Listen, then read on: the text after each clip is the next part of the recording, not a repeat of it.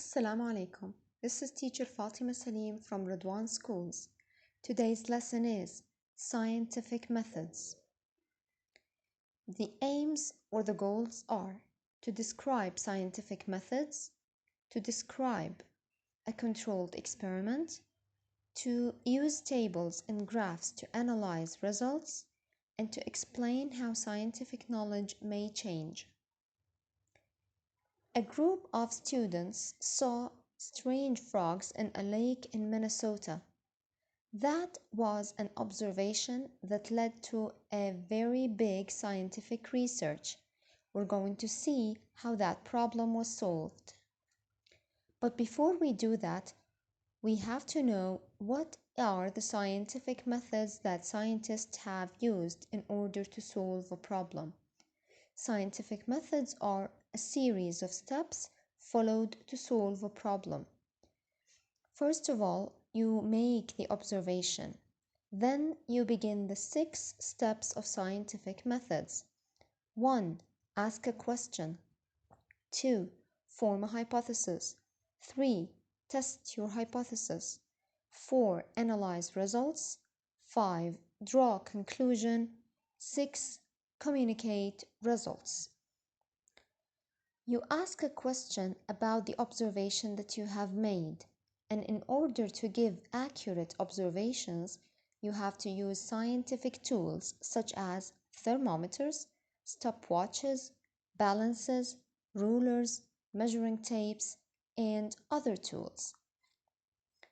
Once you ask a question about the reason of the problem you noticed, you have to form a hypothesis. This hypothesis means a possible explanation or answer to a problem. But a good hypothesis must be testable. This means it can be tested. If you take a look at these hypotheses, you will be able to tell which ones of them are testable and which are not. Now let's start with number 1. It says increasing numbers of deformities such as extra legs are caused by an infection of parasites. Parasites are little living things that go inside the body of the frog when it's still young, when it's still a tadpole. This is a scientific hypothesis and it is testable. We will see how that was done in the next slides. Number 2 says people with strong religious beliefs live more meaningful lives. It means that if you have a strong faith, you will give or you will have a better life.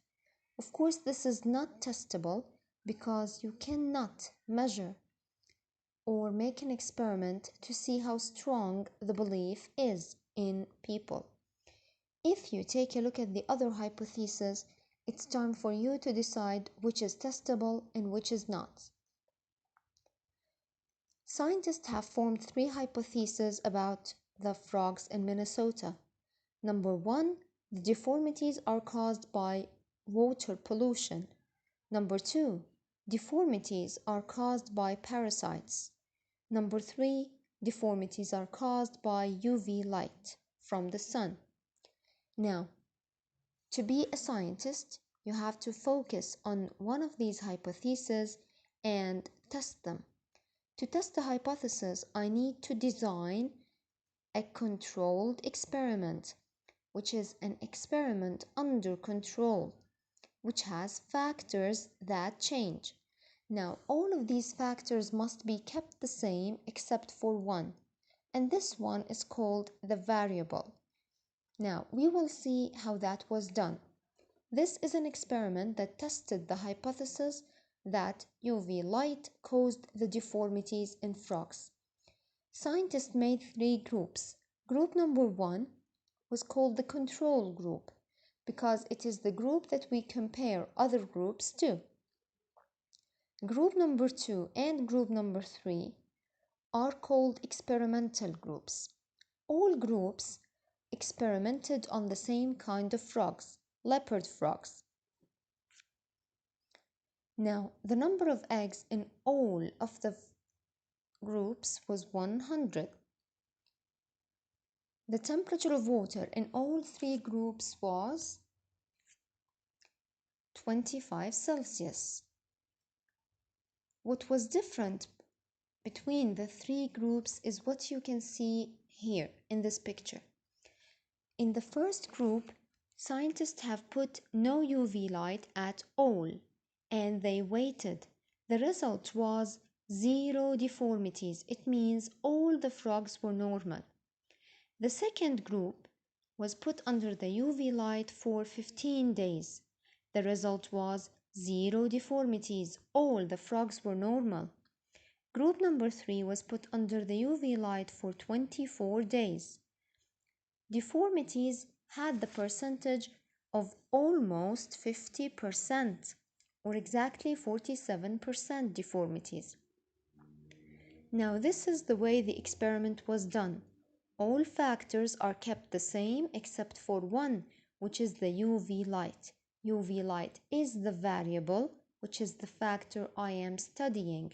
This is why I changed it, and I kept all the other factors exactly the same. Now, to analyze my results, I have to put my results in a chart or in a diagram in order to be able to analyze it and see what that means. And after you do that, you can draw a conclusion. From the previous analysis of my results, I can make a conclusion that UV light is a reason of frog deformities. After we made a conclusion, it's time to communicate our results. I can communicate my results in a press conference or in a science book or science TV show, science journal. I must communicate the results with other people who will be concerned about my results. That's it, and thank you very much.